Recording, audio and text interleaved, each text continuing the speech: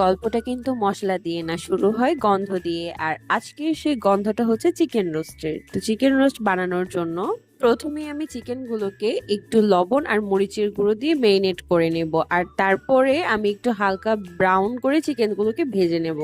এখন আমি একটা মশলার পেস্ট বানিয়ে নেব, পেঁয়াজ, কিশমিশ, 2 রকমের বাদাম আর হচ্ছে কাঁচামরিচ দিয়ে।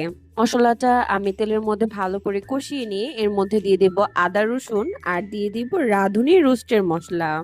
মশলাগুলো ভালো করে মিশিয়ে নিয়ে এর মধ্যে আমি দিয়ে দিব সামান্য পানি, না হলে মশলাগুলো কষানোর সময় কড়াইয়ের গায়ে লেগে যাবে। আর দিয়ে দিব সামান্য পরিমাণে ঘি।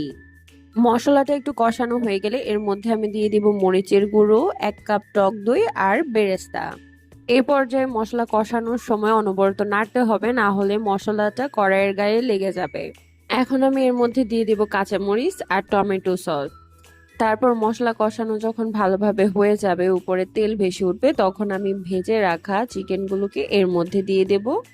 চিকেনগুলোকে মশলার সাথে ভালোভাবে মিশিয়ে নিয়ে আমি এখানে ঝোলের জন্য দিয়ে দেব দুধ।